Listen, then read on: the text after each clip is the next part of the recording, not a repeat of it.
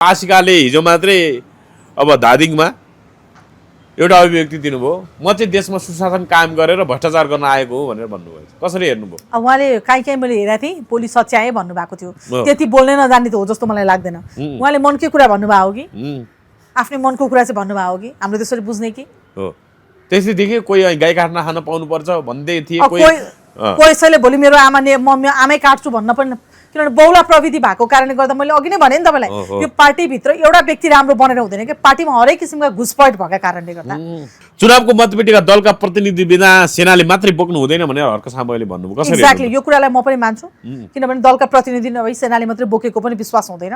त्यस्तो हिजो राजाको पालामा यति बेला मसँग संवाद गर्नको लागि चर्चित पत्रकार तथा अभियन्ता इन्जिना कार्की हुनुहुन्छ। इन्जिनाजी नमस्ते, यहाँलाई स्वागत छ। धन्यवाद। हजुर, अब चुनाव आउन 1 हप्ताको पनि समय छैन, कसरी राख्नु भएको छ? कतिपयले भने यो चुनाव भयो भने झन् देशलाई घाटा लाग्छ, देशको राष्ट्रिय अस्तित्व सङ्कटमा पर्न सक्छ भन्ने चर्चा गरिरहेका छन्।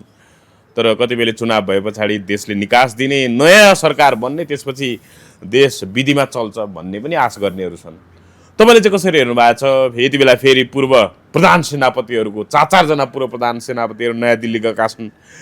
फागुन 6 गते मात्रै राजा ज्ञानेन्द्रले फेरि आफ्नो वक्तव्य निकाल्नुभयो, भिडियो सन्देश जारी गर्नु। प्रजातन्त्र दिवसको पूर्व सन्ध्यामा उहाँले चुनाव मात्रै समाधान होइन, सर्वपक्षीय सहमति गर्नुपर्छ, सबैको भावना समेटेर अगाडि बढ्यो भने मात्रै त्यसले दीर्घकालीन निकास दिन सक्छ, दीर्घकालीन शान्ति छाउन सक्छ भनेर भन्नुभएको छ।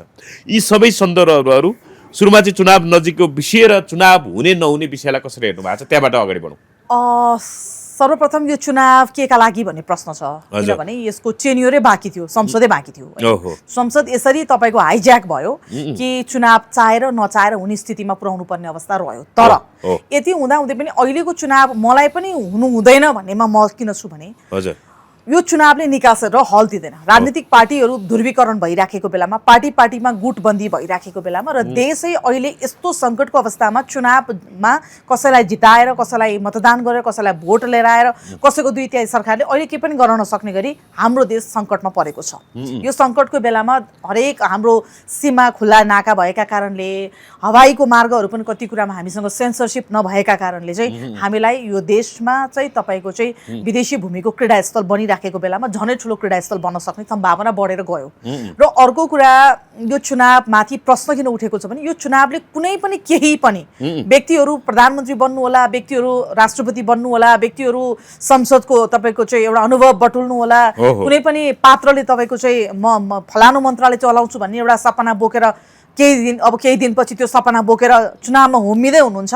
तर त्यसले हाम्रो देशलाई निकास दिँदैन, किनभने अहिलेको यो अवस्था भनेको चुनावको म्यान्डेट होइन। किनभने यो जेएनजीको 76 जनाको लास, 77 जनाको लास भनेको चाहिँ तपाईँको सर्वपक्षीय सरकार जेएनजी भित्रै टुक्रा टुक्रा भइसकेको छ। त्यो जेएनजी भित्रै एउटा ठुलो प्रश्न उठिसकेको छ, यो सरकारले चुनाव गराउन दिएको होइन, हामीले त सुशासनका निम्ति भ्रष्टाचारका फाइलहरू खोल्नु पर्यो होइन। जेएनजीमा तपाईँको जसरी तपाईँको रगतले लतपत्तिएको छ, त्यो रगतले लतपत्तिएको रगतको त्यो बगाउने र आदेश दिने व्यक्तिहरूलाई तपाईँको चाहिँ कारवाही गर्नु पर्यो। र त्यतिखेरको तत्कालीन सरकार या त्यतिखेरको जेएनजी बिचमा के कुराले गर्दाखेरि त्यत्रो ठुलो टकराव आएर त्यत्रो 77 जनाले लास आफ्नो ज्यान गुमाउनु भयो र लास भयो, त्यो हरेक व्यक्तिलाई तपाईँको चाहिँ लास बनाइयो। त्यसको पछाडि के हो भन्ने कुराको सत्य तथ्य छानबिन पनि नभइकन चाहिँ चुनावमा जानु भनेको चाहिँ देश झन् भड्कालोमा जानु।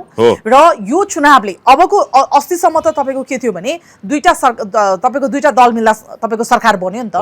काङ्ग्रेस र एमाले मिलेर बनेको सरकारले त यो व्यवस्थालाई यो अवस्थामा पुर्याइदियो भने, अस्तिसम्म त 3टा दलसम्म मिलेर बन्दा पनि मिल्थ्यो। अबको सरकार भनेको कसैको बहुमत आउँदैन, कसैको बहुमत आउँदैन। बहुमत नआइसकेपछि पार्लियामेन्ट हङ्क हुन्छ र 20वटा पार्टी मिलेर बल्ल प्रधानमन्त्री बन्नुपर्ने अवस्था आयो भने तपाईँ विचार गर्नुहोस्, फेरि हामी 2-3 महिनाभित्र पनि तपाईँको सरकार चलाउन सकेर फेरि पार्लियामेन्ट हङ्कका कारण फेरि रिइलेक्सनमा जानुपर्छ। अस्थिर भन्छ होइन, अस्थिर भन्छ। र यो क्रीडास्थलमा अरू विदेशी भूमिहरूले आफ्नो तपाईँको चाहिँ योजनाहरू खेल्न पाउने र खेलाउन पाउने हुनुहुन्छ। हरेक पात्रहरूसँग उहाँहरू यो अवस्थामा चुनाव गर्नुको कुनै औचित्य छैन, चुनाव नगर्नु नै उत्तम हुन्छ राष्ट्रिय हितका लागि। हाम्रो देशलाई प्राकृतिक विपत्ति जसरी भनिन्छ नि, प्राकृतिक विपत्तिमा एउटा मानवीय तपाईँको त्यहाँ शत्रुताको व्यवहार हुँदैन, त्यहाँनिर कुनै पनि तपाईँको कम्पिटिसनको व्यवहार हुँदैन।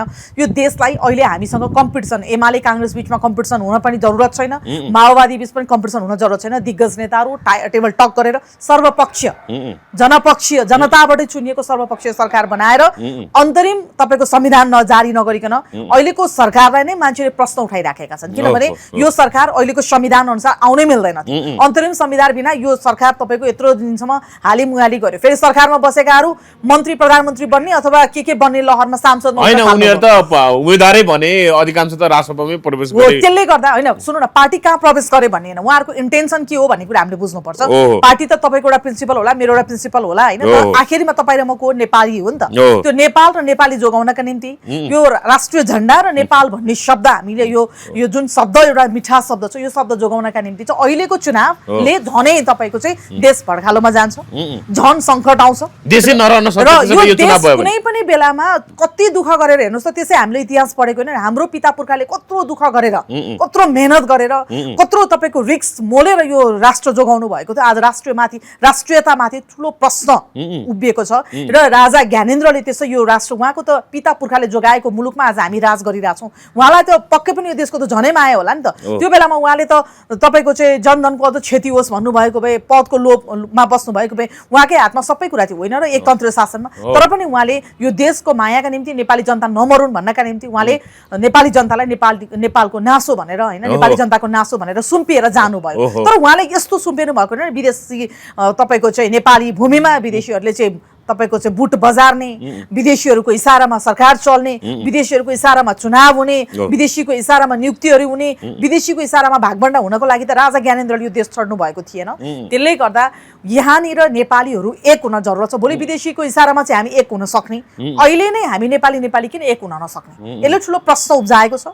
र चुनाव अहिले हुनुहुँदैन, चुनाव 5 महिनापछि भए पनि फरक पर्दैन, पहिला देशको सङ्कट समाधानतिर जानु हैन। राप्रपाले त अहिले अब राजाको सन्देशसँगै बडु चुनाव सारौँ, सर्वपक्षीय सहमति गरेर मात्रै चुनावको बारेमा पछि सोचौला अथवा चुनाव सम्पन्न गर्ने काम चाहिँ पछि गरौँ, चुनाव सारौँ भनेको छ। त्यो कतिको सही हो? चुनाव मैले अहिले भने चुनाव राप्रपाले भन्यो नभन्नु न, राप्रपाले त राजाको सन्देश आएपछि भन्यो, उसले त धेरै जहिले पनि राजाको नाममा रोटी सेकिरहेको थियो वास्तवमा।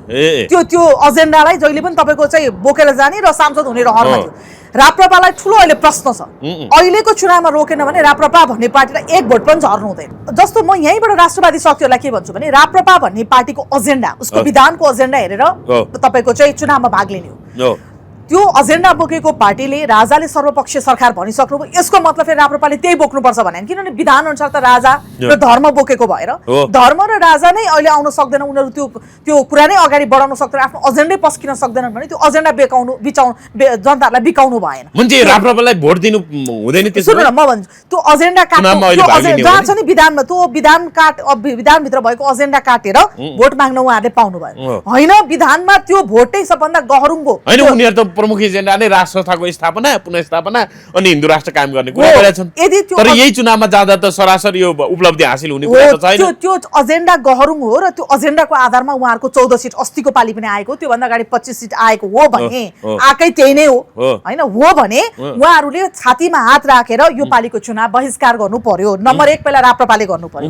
नम्बर 2 नेपाली कांग्रेस यति बुढो पार्टी र हिजो बीपी र राजाको घाँटी जोडिएको छ भनेर मेलमिलाप सहित राष्ट्र फर्किनु भएको, यत्रो वर्ष बाहिर भारतमा बनारसमा बसेर अर्काको देशमा बसेर हुँदैन रहेछ, आफ्नो राष्ट्रियतामाथि झन् खेल्दार छन् भनेर बीपीले केही न केही सङ्केत गरे, केही न केही बुझेर आएर राजा र मेरो घाँटी जोडिएको छ भनेको। र जहिले पनि सङ्कट आउँदाखेरि नेपाली कांग्रेसको एउटा ठुलो इतिहास छ, छुट्टै महत्त्व छ।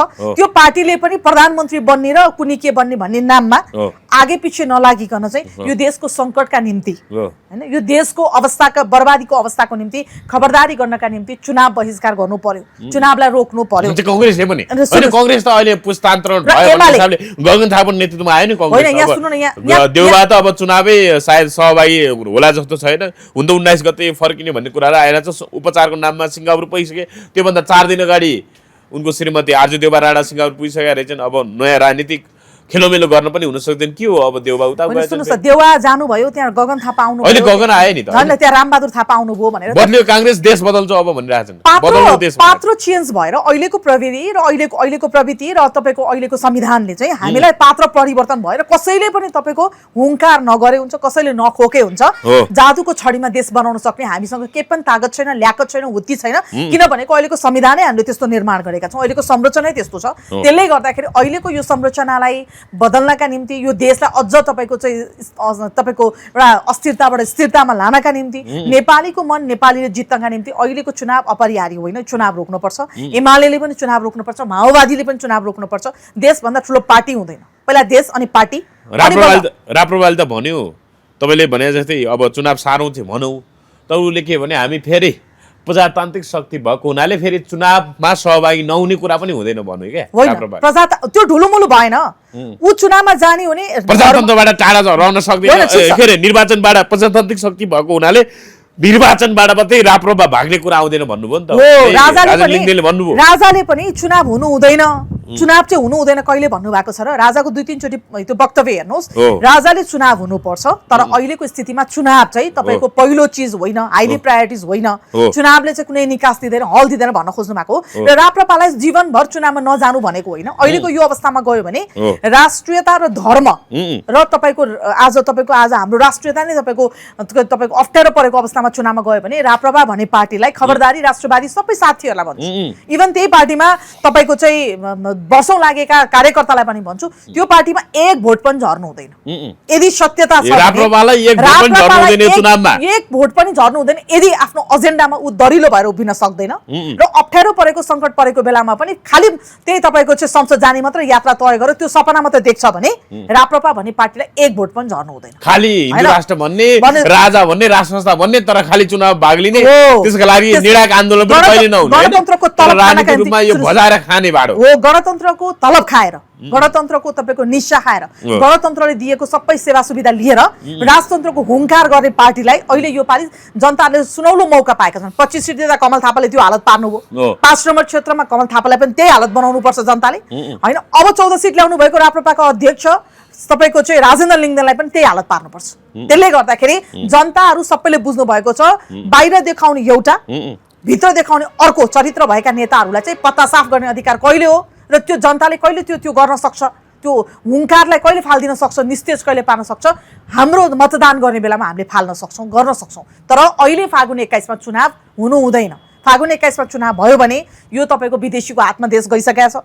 अब तपाईँको वैधानिक रूपमा विदेशी आउन मात्रै बाँकी छ। ठिक छ, अब त्यहाँ अलि एकछिन पछि आउँछु। तपाईँले जुन ढङ्गले चुनाव पछिको परिकल्पना परिदृश्यको बारेमा तपाईँले बताउनु भयो, तर त्योभन्दा अगाडि यहीँनिर म अर्को कुरा जोडेँ। जस्तो अहिले दुर्गा प्रसाई राष्ट्र, राष्ट्रियता, धर्म, संस्कृति, नागरिक बचाउ महाअभियान छेडेका छन् उनले। हुन त उनकै संरक्षकत्वमा नागरिक बचाउ पार्टी पनि बन्यो, तर अब चुनावमा उनको भाग लिने नलिने कुराहरूमा अन्योलता छ। कतिपय भाग लिने नलिने त्यस्तो त्यति धेरै उनीहरू आक्रामक ढङ्गले चुनावमा सहभागिता विषयमा चाहिँ अगाडि बढेका छैनन्।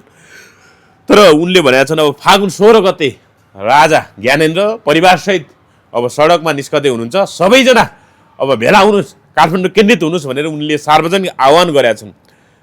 कसरी हेर्नु भएको छ बिहिबारको त्यो उनको त्यो सचिवालयको वक्तव्यलाई कसरी हेर्नु भएको छ? उनले स्ट्याटस पनि लेखेको छ। होइन, उहाँले के लेख्नुभयो म एउटा व्यक्तिको पछाडि जाँदिनँ, तर वास्तवमा छटपटी तपाईँको चाहिँ राजा ज्ञानेन्द्रलाई छ, किनभने उहाँको पिता पुर्खाले यो राष्ट्र आज यो ठाउँ पुर्याइदिएर हामी सबैलाई तपाईँको हस्तान्तरण गर्दै गर्दै गएको तपाईँको त्यो उहाँहरूको त्यो लिगेसी भएका कारणले राजा ज्ञानेन्द्रलाई यो राष्ट्रको छटपटिता र माया ममता भएका कारणले भोलि राष्ट्र जोगाउनु पर्यो भने राजा भन्नुहुन्न क्या उहाँले। यो नेताहरूको जस्तो लोभ लालच, उहाँहरूको जस्तो मेरी श्रीमती प्रधानमन्त्रीकी श्रीमती म प्रधानमन्त्री भन्ने राजामा पटक्कै त्यो घमण्ड छैन। राष्ट्र जोगाउनु पर्यो भने राज परिवार भोलि सम्पूर्ण तपाईँको सडकमा आउँदा ठुलो आश्चर्य मान्नु पर्दैन। हरेक देशमा आएका छन् नि राष्ट्र जोगाउनलाई, होइन र? त्यसले गर्दाखेरि राष्ट्रभन्दा ठुलो यहाँ राजा पनि हुँदैन, राष्ट्रभन्दा ठुलो यहाँ नेता पनि हुँदैन, कुनै व्यक्ति पनि हुँदैन। त्यसले गर्दा राष्ट्र जोगाउनका निम्ति भोलि आइदिनु भयो सडकमा भने यसलाई हामीले ठुलो मान्न पनि हुँदैन र आइदिन पर्ने आवश्यकता पर्दा भोलि आइदिनु पर्छ, किनभने राजा भनेको राजाको पनि त्यो दायित्व आफ्नो देश भएको हुनाले देश जोगाउनका निम्ति राज परिवारको पनि दायित्व हुन्छ, आम नागरिक भएको कारणले तपाईँको पनि त्यतिकै दायित्व हुन्छ, मेरो पनि त्यतिकै दायित्व हुन्छ। मलाई जति अधिकार छ राजालाई त्यति नै अधिकार छ यो देश बचाउनका निम्ति। त्यसले गर्दा उहाँहरू सडकमा आउनुभयो भने ठुलो आश्चर्य के भयो त? उहाँहरू देश बचाउनका निम्ति सडकमा आउन लाग्नु भएको हो। यदि आउँदै हुनुहुन्छ भने मलाई लाग्दैन त्यसरी 16 गते उहाँले भनेकै अनुसार सल्लाह भएर आउने। दुर्गा प्रसादलाई छुट्टै सल्लाह सस्तो चाहिँ मलाई लाग्दैन।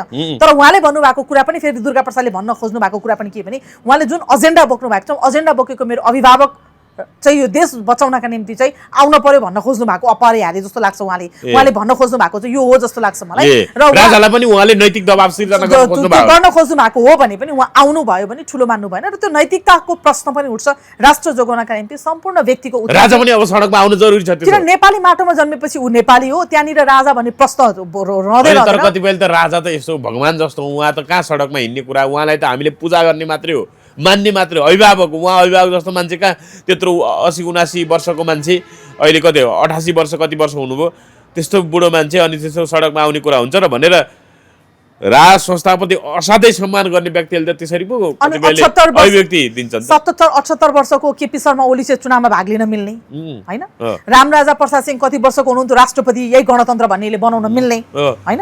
अनि तपाईको कति वर्षको सुशील कोइरालालाई प्रधानमन्त्री बनाउन मिल्ने। अनि राजाले यो देश बचाउनका निम्ति, मलाई राजा बनाऊ भन्नका निम्ति होइन, देश बचाउनका निम्ति यहाँनिर तपाईँको चाहिँ केपी शर्मा ओलीलाई जस्तो प्रधानमन्त्रीको पद चाहिएको, प्रचण्डलाई जस्तो प्रधानमन्त्रीको पद चाहिएको, शेरबहादुरलाई जस्तो प्रधानमन्त्रीको पद चाहिएको, अहिले बन्नुभएकालाई जस्तो प्रधानमन्त्रीको पद चाहिएको नि देश जोगाउनका निम्ति सडकमा आउनुभयो र सडक सङ्घर्ष गर्नुभयो, नागरिक सँगसँगै उभिनु भयो भने त्योभन्दा ठुलो होइन। राजा चाहिँ सडकमा आउने कुरा हुँदैन, आउनुहुन्न उहाँ भन्ने कुरा गर्छ। होइन, आउन मिल्छ, आउनुहुन्न भने त तपाईँ समाजका तबकाले बनाएको हो नि त, त्यो त उहाँको डिसिजन हो नि। राष्ट्रवादीहरूले त्यसरी भन्छ होइन सुन्नु, राष्ट्रवादी सबैले भनेको कुरा पनि यो राइट हो भन्ने होइन नि त। देश जोगाउनका निम्ति कुनै संस्थावादी कुनै व्यक्ति भन्ने हुँदैन यहाँ, वादी प्रतिवादी हुँदैन। देश जोगाउनका निम्ति सम्पूर्ण नेपाली माटोमा जन्मनु भएका, यो धरतीमा जन्मनु भएका हरेक व्यक्तिको उत्तिकै राइट छ, उत्तिकै दायित्व छ।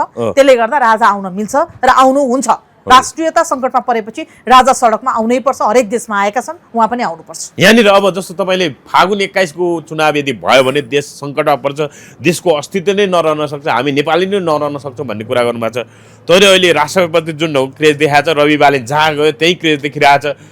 र बालेन शाहलाई त राष्ट्रपाले वरिष्ठ नेता बनाएर भावी प्रधानमन्त्रीको रूपमा एउटा उम्मेदवारको रूपमा अगाडि बढाएको छ।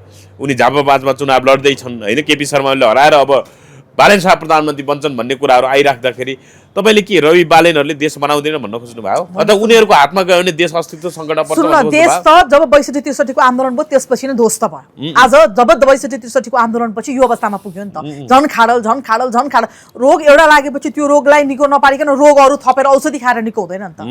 त्यसले गर्दा त्यसको साइड इफेक्टहरू नहेर्दा आज यो अवस्था आयो भने रवि बालेन पनि व्यक्ति हो, बनाउनु होला अरे। तर यही संरचनामा यही प्रवृत्तिमा दैनिक तपाईँको रोजगारीका निम्ति, रोजीरोटीका निम्ति हाम्रा दाजुभाइ विदेशी, एउटा व्यक्तिले त सबै कुरो बनाउने त होइन होला। यहाँ त म्यान पावर चाहिएला, म्यान पावर चाहिँ तपाईँको विदेश पठाउने हामी होइन। अनि तपाईँको नैतिकतावान क्षमतावान व्यक्तित्वलाई यहाँबाट धकेलेर विदेश जान बाध्य पारिदिने। अनि त्यो तपाईँको चाहिँ बुढाबुढी बस्ने हब स्टेसन जस्तो बनाएर अनि तपाईँको चाहिँ अनि राजधानीमा बसेर ठुला कुरा गरेर देश बनाउनुहुन्छ उहाँले भने हामी पत्याउने। यही संरचनामा, यही अहिलेको प्रवृत्तिमा, यही संविधानमा कसैले पनि यहाँनिर रवि बालेन होइन यही अवस्था रह्यो भने भगवान पशुपतिनाथले पनि यो देश बनाउन सक्नुहुन्न बाबा। त्यसले गर्दा यो व्यवस्था र यो अवस्थाको चेन्ज नल्याइकन र हरेक नेपालीले 5 मिनट मानस पटलमा नसोचिकन भोट हाल्न जानुभयो भने देश अस्ति 62-63 पछि विदेशीले खेलेको मात्रै, अब विदेशीहरू सिधै आएर ठुल्ठुलो निकायहरूमा उहाँहरूकै नियुक्ति, उहाँहरूकै भारण पोषण होइन।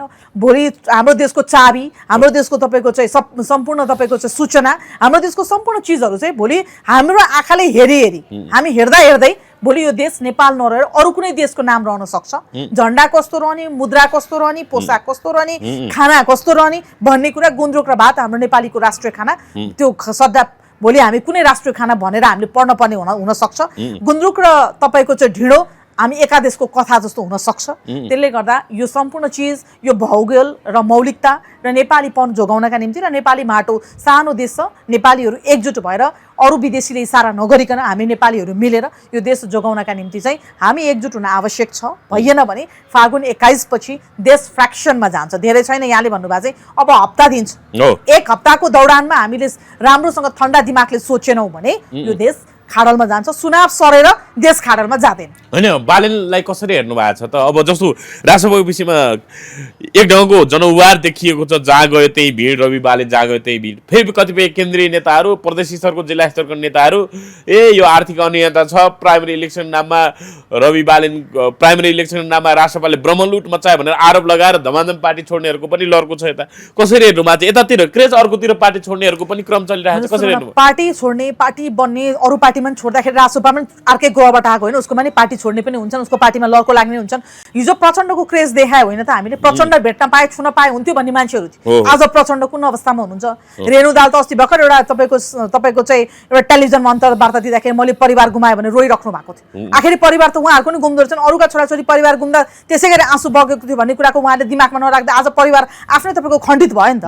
हो, त्यसले गर्दा त्यो घमण्ड, त्यो तपाईँको चाहिँ त्यो घमण्ड, त्यो तपाईँको बडापन आफूले आफूलाई देखाउँदाखेरि आज तपाईँको थचारिनु पर्यो, रोडमा बजारिनु पर्यो। आज माओवादी पार्टीको आफ्नै सेना थियो, आफ्नै हतियार थियो, आफ्नै संयन्त्र थियो, आफ्नै सबैतिर। आज प्रचण्डलाई छोराछोरी बाहेक सबैले छोडेर गयो, भएकी श्रीमतीले प्रकृतिले लुट्यो, अरू सबैले छोड्यो। त्यसै गरी रासोपा भित्र पनि छोड्नेको लहर पनि हुन्छ, बन्नेको लहर पनि हुन्छ। तर म एउटा कुरा, जति मास देखेको छ नि त्यो मास सबै भोटर्स होइन, त्यो सोटर्स पनि हो है।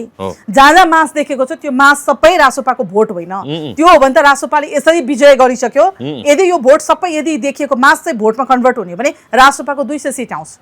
तर किन उहाँहरू यति मेहनत गरिरहनु भएको छ? त्यो त होइन। हेर्नुहोस्, होइन, चुनावमा जाने मान्छेले म हार्छु त भन्दैन, जित्छु भन्नु पर्यो। हामी बाहिर बस्ने मूल्याङ्कन गर्दाखेरि त्यो सबै भोटर्समा कन्भर्ट हुँदैन, त्यो सोटर्स पनि छ। र त्यसले गर्दा रासोपाले अहिलेको अवस्थामा बालेनको तपाईँको अझ अर्को बालेन जन्माउनु भयो भने पनि यही अवस्थामा के पनि छैन। सोटर्स भन्नाले के भन्न खोज्नु भयो? भन्नाले के रमाइलो हेर्ने रमितीहरू भन्न खोज्नु? होइन, भोटर्स जस्तो झापामा जति तपाईँले देखिनु भएको छ, झुमिनु भएको छ, रूपन्देहीमा जे देखिनु भएको छ त्यो सबै भोटर्स हो भने अरू पार्टीको त भोट त 2 भोट आउँछ, एमाले काङ्ग्रेसको त 1 भोट आउँछ। सबै सोतरै देखिन्छ होइन, त्यसले त्यो त्यस्तो होइन।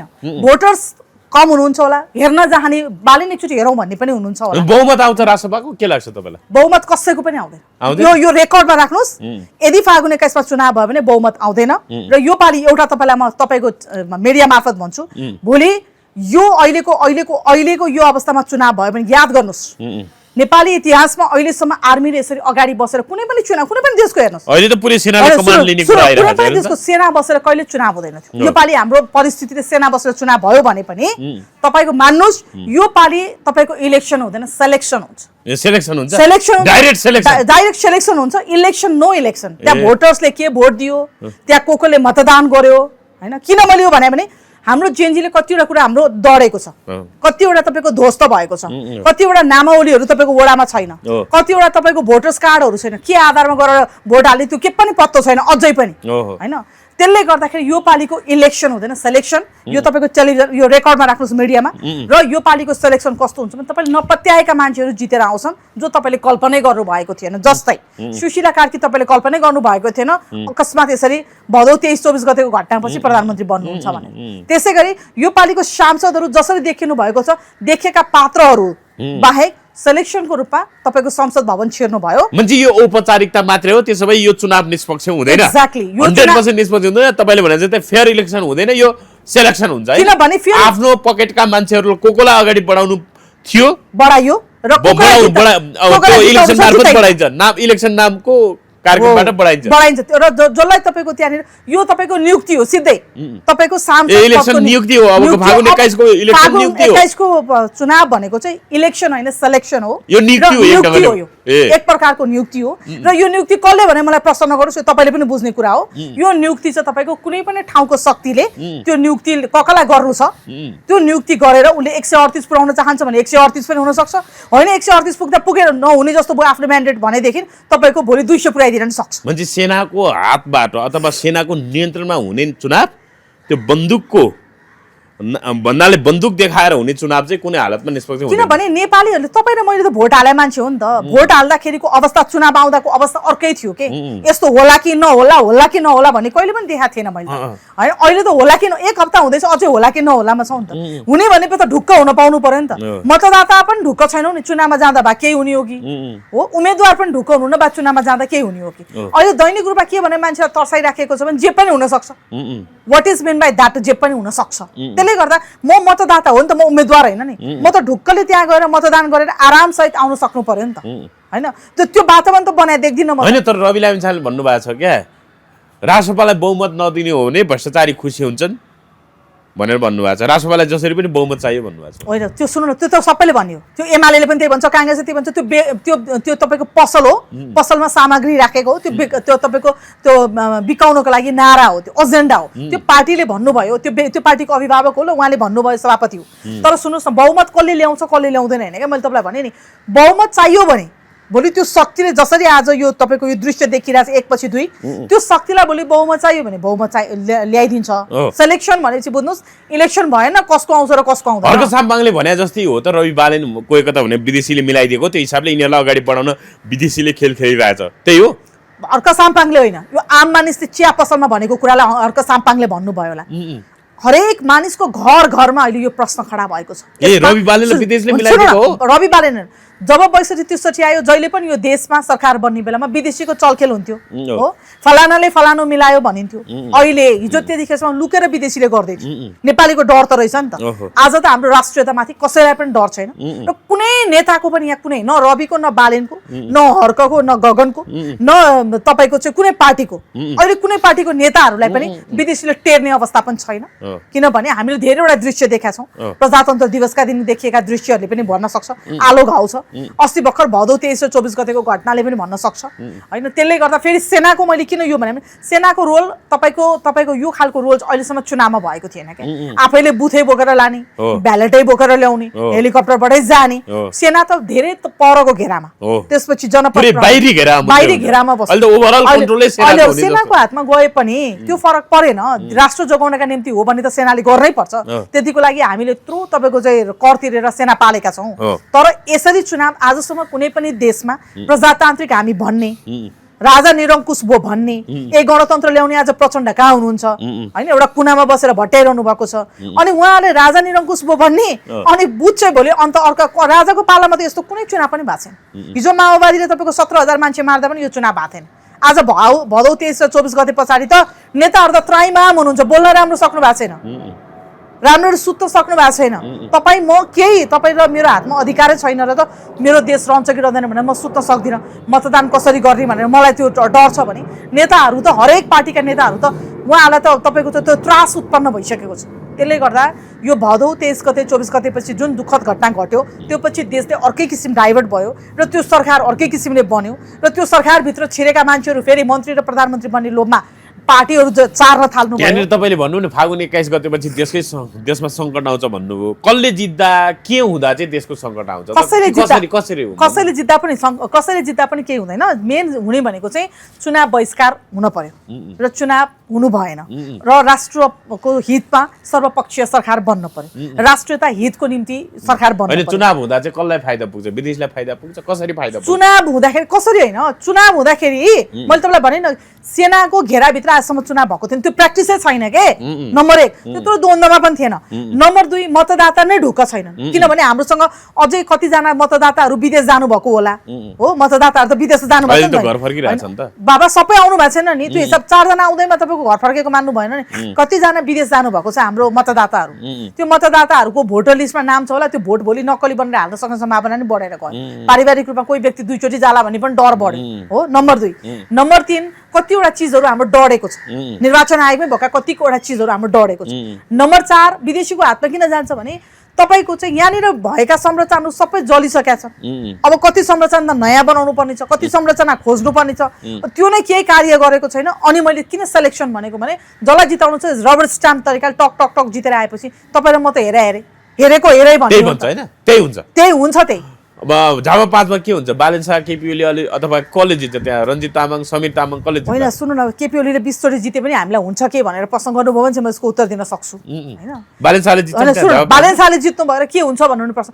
बालेन शाहले जित्नु भयो भने केपी ओलीको सट्टा रामबहादुरको सट्टा हरिबहादुर आयो, त्यति फरक हो।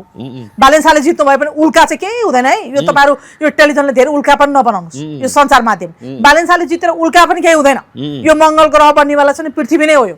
तर किनभने अहिलेको संरचनामा कसैले जिते पनि केही पनि हुँदैन किनभने अहिलेको संरचना त्यस्तो बन्यो यो देशलाई अहिले तपाईँको थिति बसालेर तपाईँको चाहिँ स्थायित्व बनाएर सर्वपक्षीय सरकार बनाएर अन्तरिम संविधान बनाएर संविधानमा नभएका कुराहरू च्यातेर फालेर नयाँ संविधान बनाउने बेलामा अनि तपाईँको चाहिँ अथवा संविधानै संशोधन गर्ने बेलामा अनि तपाईँको कता चुनावमा जाने अनि त्यसपछि सेनाले तपाईँको चाहिँ घेराबन्दी गरिदिनु पर्ने उहाँहरूलाई जोगाएर भोलि सेनाले हेलिकप्टरमा लगेर मत हाल्न लाउनु पर्ने हैन अनि त्यस्तो अवस्थामा अनि तपाईँको यो अवस्थामा होइन त्यही त त्यसलाई देशलाई थितिमा ल्याउन देशलाई सही ट्र्याकमा ल्याउन संविधान अनुसार देशलाई अगाडि बढाउन त चुनाव गर्न खोजेको फ्रेस म्यान्डेट नयाँ जनप्रतिनिधि आउँछ जनताको प्रतिनिधित्व संशोधन भइसकेपछि उनीहरूले संविधान संशोधन गर्ने कुराहरू देशलाई निकास गर्ने कुराहरू नीति नियम बनाउने कुराहरू विकास निर्माण गर्ने कुराहरू अगाडि बढाउँछन् भनिरहेछन् त होइन अनि त्यो हो भने त सुशीला कार्की अवैधानिक किन भन्नुभएको छानबिन समिति आयोगले प्रतिवेदन निकालेन किन भन्नुभएको यदि त्यो थियो भने काङ्ग्रेस एमाले माओवादी लगायतका नेताहरूले गर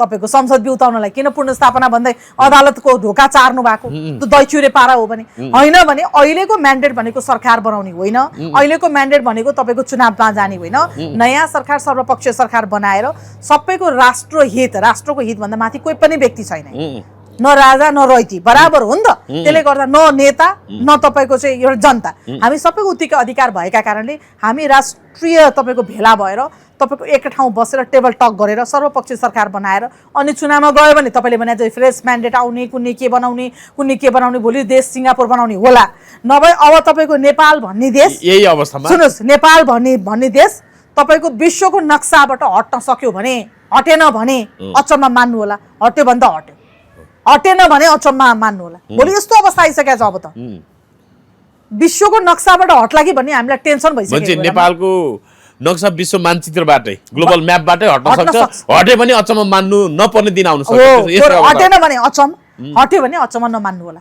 त्यो चाहिँ हुन सक्छ त्यो हुन सक्ने सम्भावना भयो यहाँनिर अब के छ अब रवि कस्तो नेता हो त भनिदिनुहोस् रवि होइन कस्तो नेता त म भन्दिनँ हेर्नुहोस् मैले कुनै व्यक्तिलाई त्यसरी तपाईँको चाहिँ मापन गर्न मिल्दैन होइन तपाईँले दृष्टिकोण रवि कस्तो हो त अब होला उहाँले के सोचेर आउनुभयो होला तर रविको पार्टी अथवा बालीले के गर्नु पर्थ्यो भने उहाँहरू नयाँ हो नि त फ्रेस हो नि त फ्रेस हो भने अहिले राष्ट्र र राष्ट्रियता जोगाउनका निम्ति त उहाँहरूले पहिलो कदमी चाल्नु पर्थ्यो पहल गर्नु पर्थ्यो दुईटै होइन उहाँहरूलाई डबल टिबल भोट ल्याएर भोलि 10-12 वर्षसम्म तपाईँको सरकार बनिराख्ने र उहाँहरू नै कुर्सीमा बस्न सक्ने अवस्था पनि रहन्थ्यो त्यो क्षणिक हेर्दाखेरि हैन त्यो तपाईको क्षणिकले गर्दाखेरि त्यो पार्टीभित्र पनि धेरै प्रश्नहरू उठेको छन् त्यसले गर्दा एउटा व्यक्तिलाई खराब अथवा अर्को व्यक्तिलाई राम्रो एउटा व्यक्तिलाई देवत्व गर्न अर्को व्यक्तिलाई राक्षसीकरण चाहिँ म गर्न चाहदिन तर उहाँहरूले चाहिँ जसरी तपाईको राष्ट्रियताको मुद्दामा दौरो भएर उभिनुहुन्छ होला सशक्त आवाज उठाउनुहुन्छ होला विदेशीको क्रीडास्थल हामी बन्न दिँदैन 1 2 3 यो आधारमा भन्नुहुन्छ होला उहाँहरूले बुझाउन सक्नु भएको छैन है मतदातालाई चाहिँ त्यो भएर हाम्रो विदेशी नीति यो हुन्छ हाम्रो संचार नीति यो हुन्छ हाम्रो परराष्ट्र नीति यो हुन्छ भने 1 2 3 बुदामा बुझाउन नसकेको भएर मलाई चाहिँ कस्तो हो भने अरु पार्टी जे हो त्यो पार्टी पनि देख्दिन रवि लामी छैन अरु नेता भन्दा फरक देख्दिन म चाहिँ देख्दिन बालेन शाह पनि सेम देख्छु त्यही हो हैन अरु पार्टी भन्दा फरक छैन कुनै पार्टी पनि फरक हैन नयाँ आउनु भएको कांग्रेस पनि नव कांग्रेस भनेर व्यक्ति फरक आउनु भएको पार्टीको विधान त्यही छ शेरबादमा गगन आएर के हैन सुन्नु न पार्टीको विधान त्यही छ विधान चेन्ज गरेर आउनु भएको त होइन त्यसले गर्दा विधान त्यही छ त्यो भएर परिधि त्यही छ कार्यकर्ता त्यही छन् त्यसले गर्दाखेरि यो सबै कुरा नमिलाइकन एउटा सुन्नु तपाईले अग्लो घर 10 तले बनाउनु पो त छिमेकीको घर त्यस्तै खालको छ भने पो तपाईको हाइट र छिमेकीको हाइट मिल्छ त तपाई 10 तला माथि बस्ने छिमेकी 1 तला मुनि बस्ने भने तपाईको हाइट र छिमेकीको हाइट कसरी मिल्छ हर्क साम्पाङ चाहिँ कस्तो नेता हो त भन्नुस् त्यसो जम्मै नेताको बारेमा मैले यस्तो र त्यस्तो हैन हर्क साम्पाङ चाहिँ जस्तो राष्ट्रियताको मुद्दा हैन यताउता हैन बोल्दा त कडा अभिव्यक्तिहरु दिइराख्नु अहिलेको नेता त राष्ट्रियता देशप्रेम भनेर अगाडि बढिराख्नु भएको अहिलेको नेतामा त्यो कुनै पनि नेता मैले न बीपी जस्तो न तपाईको गणेशमान जस्तो न तपाईको चाहिँ मदन भण्डारी जस्तो देखे सबै नेता आफ्नो रोजी रोटीका निम्ति आफ्नो श्रीमानलाई धनी बनाउनका निम्ति अथवा आफ्नो श्रीमतीलाई गरगहना किन्दिनका निम्ति आफ्नो छोराछोरीलाई एकदमै धनाढ्य समाजको एउटा तबका भन्दा माथि हो मेरो चाहिँ नवल ग्रहको मंगल ग्रहबाट जन्मेको जस्तो बनाउनका निम्ति मात्रै उहाँहरू यहाँ आउनु भएको त्यसले गर्दा अहिलेको राजनीतिका नेताहरूलाई यो त्यो नभनुस् सबै नेता मैले एउटै बकेटमा राखेको छु रवि बालेन र हर्क मध्ये को रोज्नुहुन्छ तपाई म त कोही पनि रोज्दिन किन रोज्नु तिनैजना रोज्दिन मैले उहाँहरूलाई अहिले त्यो तरिकाले मैले हेरेकै छैन राष्ट्रियता जोगाउनका निम्ति जो नेता अगाडि आउनुहुन्छ राष्ट्रको निम्ति साँच्चीकै चित्त बुझाउने जवाफ दिएर त्यो म्यान्डेट बोकेर जानुहुन्छ भने म मान्छु नभए कुनै नेता पनि एउटै हो मेरो लागि अहिले जस्तो रवि बालेनको राष्ट्रपाले अब जस्तो केही एजेन्डा छैन भनिराख्दाखेरि 5 वर्षभित्र हाम्रो सरकार आयो भने 12 लाख रोजगारी सिर्जना गर्छौं अहिले 3-4 हजार मेगावाट विद्युतको उत्पादन भइरहेछ, 15,000 विद्युत जडित क्षमता पुर्याउँछौँ हामी भनेको छ 5 वर्षभित्रमा, 30,000 किलोमिटर राष्ट्रिय राजमार्ग बनाउने कुरा गरेको छ, 7-8% आर्थिक वृद्धि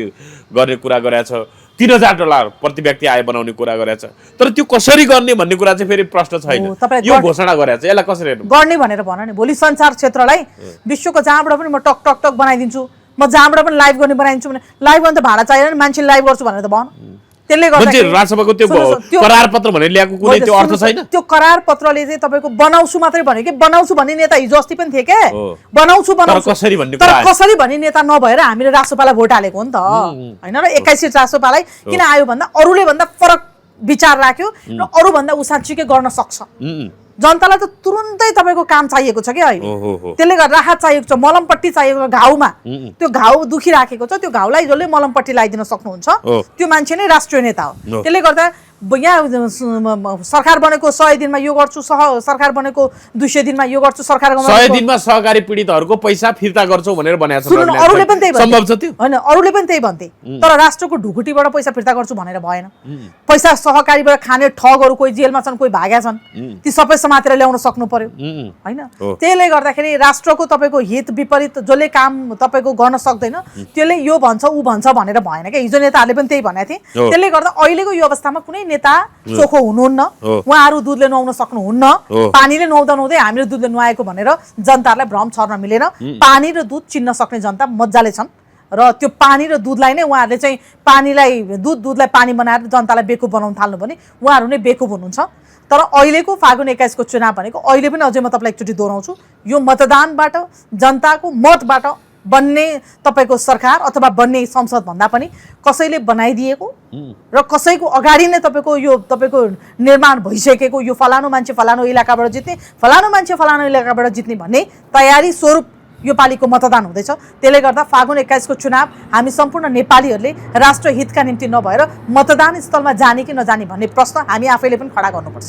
हजुर, अहिले राष्ट्रसभाका विभिन्न अब उम्मेदवारहरू छन् हैन, थरीथरीका अब भनौँ न अभिव्यक्ति र भाइरल भइरहेछन्। अब आशिकाले हिजो मात्रै अब धादिङमा एउटा अभिव्यक्ति दिनुभयो, म चाहिँ देशमा सुशासन कायम गरेर भ्रष्टाचार गर्न आएको हो भनेर भन्नुभयो। कसरी हेर्नुभयो? उहाँले काहीँ मैले हेरेको थिएँ पोलिस सच्याए भन्नुभएको थियो। त्यति बोल्नै नजान्ने त हो जस्तो मलाई लाग्दैन। उहाँले मनकै कुरा भन्नुभएको हो कि आफ्नै मनको कुरा चाहिँ भन्नुभएको हो कि हामीले त्यसरी बुझ्ने कि हो? त्यसै देखेँ कोही गाई काट्न खान पाउनुपर्छ भन्दै थिए, कसैले भोलि मेरो आमै काट्छु भन्न पनि, किनभने बहुला प्रविधि भएको कारणले गर्दा मैले अघि नै भने नि तपाईँलाई यो पार्टीभित्र एउटा व्यक्ति राम्रो बनेर हुँदैन कि, पार्टीमा हरेक किसिमका घुसपैठ भएका कारणले गर्दा कोही गाई काटेर, हाम्रो राष्ट्रिय जनावर हो नि गाई त हैन। भोलि पशुपतिनाथ मन्दिरै छैन भन्दैलान्, धर्ममाथि ठुलो प्रश्न उठ्छ नि त। त्यसले गर्दाखेरि मलाई चाहिँ के लाग्छ भने यो अहिलेको चाहिँ चुनाव भनेकै यस्तै यस्तै बिगार्नका लागि, यस्तै भड्खेलोमा हाल्नका निम्ति हैन, यस्तै उरनठलो काम गर्नका निम्ति बनेको वाला यो चुनाव हो कि। त्यसले हैन, राष्ट्रको उम्मेदवारहरूको जुन ढङ्गले अगाडि आछन् नि, जे पाए त्यही बोल्न थालेछन्, कसरी हेर्नुभयो त्यसलाई चाहिँ? होइन, बोलेर त केही फरक परेन, बोलाइ र गराइ एउटै भयो भने चाहिँ भोलि देश झन् सङ्कटमा जान्छ। त्यसले गर्दा हामी सबैले के बुझ्न जरुरत छ भने अहिले नेपालीहरूको मन जित्नका निम्ति भोटर चाहिएको छैन क्या हामीलाई, बुझ्नुभयो? नेपालीहरूलाई यो अहिले मतदान गर्न त्यति हतार छैन। नेपालीहरू धेरैपल्ट मतदान गरेका छन्, त्यो नेपालीहरूलाई मतदान गर्न कुनै पनि त्यस्तो हतार छैन। मतदान नगरिकन पनि देशलाई तपाईँको सक्रिय रूपमा अगाडि बढाउन सकिन्छ, राष्ट्रियतालाई अगाडि बढाउन सकिन्छ, राष्ट्रियतालाई जोगाउन सकिन्छ। त्यसका लागि चाहिँ अब तपाईँको उरनठलो काम गर्दै जाने, कसैले गाई काटेर खाने, कसैले भाइ काटेर खाने, कसैले दाइ काटेर खाने, नेपालले नदिएको हतियार ल्याएर हामी पड्काउँछौँ भन्ने त्यस्तो गर्न थाल्यो भनेदेखि चाहिँ तपाईँको यो देश राम्रो ठाउँमा जाँदैन। यो फेरि अहिले चुनाव नहुँदै त उहाँले यस्तो घमण्डका साथ विजय हासिल गरिसके जस्तो, विजय उत्सव जस्तो मनाएर उहाँले हतियार ल्याएर पड्काउँछु भनेको सामाजिक सञ्जालमा अभिव्यक्तिहरू सुन्न सकिन्छ। कसैले खुलेआम म भ्रष्टाचार गर्न आएको भनेको सुन्न सकिन्छ। उहाँले नै उकेर दाइ काटेर गाई काटेर खान पाउनुपर्छ भन्नुभएको छ। कसैले हिन्दू धर्म भन्ने के आओ पनि भनिरहनु भएको छ। त्यसले गर्दाखेरि यो प्रश्नका बिचमा यिनै पात्र फर्केर फेरि घुमिफिरी रुम्जाटार भने जस्तो यिनै पात्रलाई हामी भोट हाल्ने त।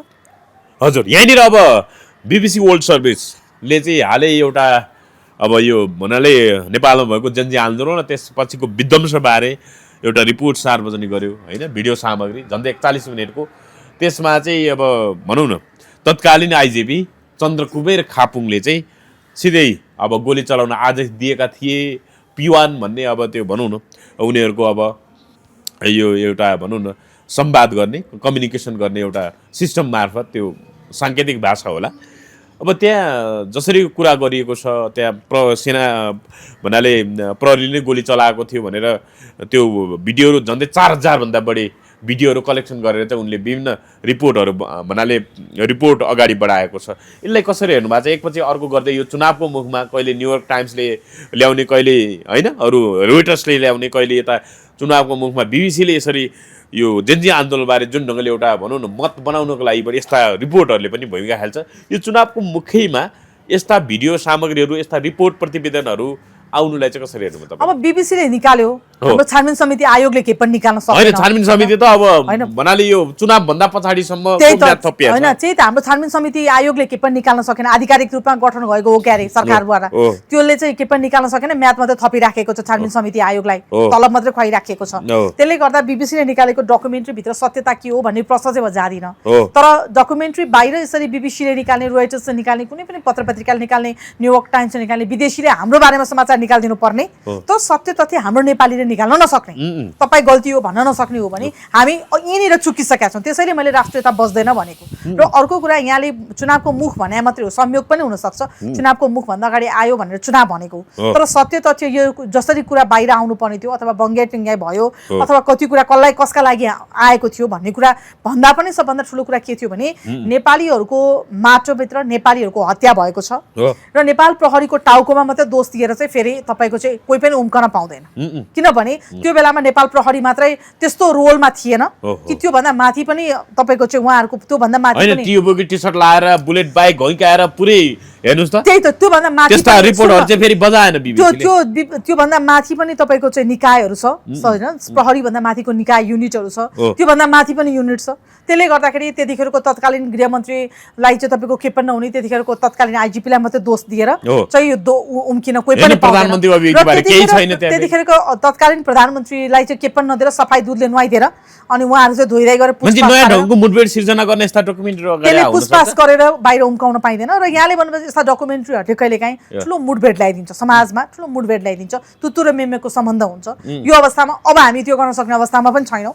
त्यसले गर्दाखेरि यो अहिलेको डकुमेन्ट्रीलाई मैले यही हो त म भन्न सक्दिनँ हेर्नुहोस् होइन, मैले नै यसो हो यो नै सत्य हो अथवा असत्य हो म भन्न सक्दिनँ। मैले पनि हेरेँ 2-3 पल्ट, तर त्यसले चाहिँ एउटा के देखाउँछ भने नेपालभित्र पनि यस्तो भइसकेछ। तर प्रहरी जस्तो त्यो पुरै चेन अफ कमान्ड अथवा भनौँ न नेपालको अब आन्तरिक सुरक्षाको कुराहरू होला, गोपनीयताको कुरा होला, तर सुरक्षाभित्रको पुरै त्यो प्रतिवेदन एकदमै गोप्य हुन्छ नि त, जो पाएले देख्न पाउँछ। त्यति भित्र गएर सूचना लिक गर्ने अथवा बिबिसीले त्यसरी कसरी सूचना पाएला भने नेपालको गोपनीयतामाथि प्रश्न त उठ्यो, सुरक्षामाथि त प्रश्न उठ्यो नि। आइजिपीले अथवा अरू प्रहरी प्रमुखहरूले अथवा त्यहाँ फिल्डमा खटेका कमान्डरहरूको के बोली सबै रेकर्ड गर्ने, अब भनौँ न अब अरू साङ्केतिक भाषामा भए पनि त्यो भाषालाई जसरी ल्याइएको छ त्यसले त नेपालको राष्ट्रिय सुरक्षा गोपनीयता भन्ने कुरा त पहिला पनि गोपनीयता त थिएन, त्यति हुँदा पनि खुलेआम चाहिँ गर्न सकेका थिएनन्। अब त तपाईँले भन्नुभएको चाहिँ नेपालीले त्यो सूचना नपाउने, विदेशीले त्यो सूचना सबै पाउने, ड्याममै विदेशीको हातमा त्यो सूचना जाने भनेपछि तिनीहरू प्रश्नवाचक खडा भएको छ। र यहाँले भन्नुभएको चाहिँ अब त हाम्रो ठुलो एउटा तपाईँको राष्ट्रको ठुलो अङ्ग हो कि प्रहरी, पहिलो अङ्ग हो, केही परे प्रहरी आइपुग्छ। अब प्रहरीमाथि नै प्रश्न भइसकेपछि तपाईँमाथि नै मैले प्रश्न गर्ने, म माथि नै प्रश्न, नेपाली बिचमै यो कताको, यो कुन चाहिँ देशको, यो कुन चाहिँ देशबाट चलिरहेको छ भन्ने खालको प्रश्न गर्न थालेर समाजमा त्यस्तो आक्रान्त भइसकेपछि तपाईँको चाहिँ हामी नेपाली भएर कसरी बाँच्न सक्छौँ? त्यही भएर देश जोगाउनु पर्ने अवस्था आयो। यो देश जोगाउनका निम्ति त्यही भएर यो राष्ट्रियता खतरामा परेको भएर झन् फागुन 21 गतेबाट चाहिँ राष्ट्र झनै ठुलो खाडलमा पस्छ र धेरै ठुलो तपाईँको चाहिँ अप्ठ्यारोमा परेर नेपाल भन्नेमा लगिने भने त्यो नक्सा, यो नाप रूप रेखा कुनै पनि नरहने गरी यो सम्पूर्ण तपाईँको चाहिँ वर्ल्डको रेकर्डबाटै हट्न पनि सक्छ। यो कुरालाई चाहिँ हामीले मध्यनजर गर्दै फागुन 21 को चुनावलाई बहिष्कार गर्नुपर्छ भन्यो। चुनावको मतपेटिका दलका प्रतिनिधि बिना सेनाले मात्रै बोक्नु हुँदैन भनेर हर्क सामूले भन्नुभयो, कसरी? एक्ज्याक्टली, यो कुरालाई म पनि मान्छु, किनभने दलका प्रतिनिधि नभई सेनाले मात्रै बोकेको पनि विश्वास हुँदैन। त्यस्तो हिजो राजाको पालामा निरङ्कुश भन्नेहरू यी नेताहरू के हेरेर बसिरहनु भएको छ, त्यसले गर्दा यो प्रश्न चाहिँ धेरै ठुलो खडा भएको छ।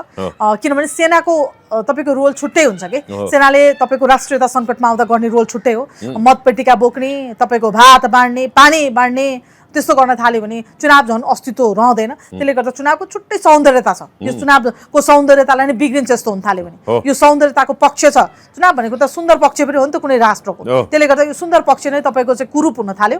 यो कुरूपलाई चाहिँ तपाईँको अहिले नै थाहा पाइसकेपछि बेलैमा यसलाई निस्तेज पार्नुपर्छ। अर्को सामुको एजेन्डालाई कसरी हेर्नुभयो तपाईँले? होइन, उहाँको व्यक्तिगत आफ्नो एजेन्डा होला। हेर्नुहोस्, भोलि मैले आफ्नो बनाउला, तपाईँले आफ्नो बनाउनु होला, तर व्यक्तिलाई म यसरी भर्क साम्पाङलाई राम्रो अथवा नराम्रो भनेर लगिन भने देवत्व र राक्षसीकरण गर्दिनँ। सम्पूर्ण दोष म एउटा व्यक्तिलाई पनि दिँदिनँ। यो दोष तपाईँ मेरो पनि होला। मैले तुलनात्मक रूपमा उहाँले उठाउनु भएको राष्ट्रियताको विषयमा चाहिँ उठाउने त यहाँ धेरैले उठाएका छन् कि त्यसलाई कसरी तपाईँको चाहिँ भोलि तपाईँको चाहिँ व्यवहारमा ल्याउने भनेर हो कि। उठाउन त यहाँ कस्ता कस्ता राम्रा सपनाहरू बाँडेका थिए, त्यो सपना कसैले पुरा गर्नु भएको छैन के। सपना बाँड्न सजिलो छ, पुरा गर्न गाह्रो छ। रवि बालेनले राष्ट्रियताको विषयमा के हो भनेर राख्दाखेरि हर्क साम्पाङले त्यसलाई जोडतोडका साथ उठाउनु भएको छैन। होइन, उहाँले पनि सपना बाँड्न सक्छ। हिजो त्योभन्दा बढी 100 दिनमा के रोजगारी दिने भनेर उसले रविले पनि बाँड्नु भएको थियो, तर आज सक्नु भएन नि त। त्यसले गर्दा त्यो परिस्थिति त्यस्तो नहुन सक्छ। सपना बाँड्न सबैले तपाईँको एकदम खप्पिस छन् सपना बाँड्न नेताहरूको पछाडि, सपनाको पछाडि त हामी लाग्नु भएन। तर त्यसलाई भोलि साँच्चीकै व्यवहारमा उतार्न सक्नुहुन्छ कि सक्नुहुन्न भनेर हामीले हेर्नुपर्छ। यो अब 45-46 मिनटको हाम्रो बहसको एउटै निष्कर्ष भनेको चुनाव हुँदैन। वास्तवमा चुनाव हुनु हुँदैन र फागुन 21 को चुनावलाई रोकेर राष्ट्रता जोगाउन र राष्ट्रियता जोगाउनका निम्ति हामी नेपालीहरू सर्वपक्षीय सहमति भएर हामी नेपालीहरू एकजुट हुनुपर्छ। म सम्पूर्ण राष्ट्रवादी शक्तिहरूलाई यही आह्वान गर्न चाहन्छु र नेपाली जनताहरूलाई मेरो माझबाट नेपाली दाई भाइ दाजु बहिनी आमा बुवा जो हुनुहुन्छ, पहिला आफ्नो देश जोगाउँ, नेता नबनाऊ र यहाँबाट चुनावबाट छानिएर मन्त्री बनाउनु भन्दा अगाडि हामीले 10 चोटि सोचौँ भन्न चाहन्छु। र फागुन 21 को चुनाव हामी सम्पूर्ण नेपालीहरूको लागि हो होइन एकचोटि आफैमा प्रश्न छ। हस्, महत्त्वपूर्ण संवादलाई धन्यवाद इन्दिराजी। यहाँले पनि मलाई यो विचार राख्न दिनुभयो, धन्यवाद।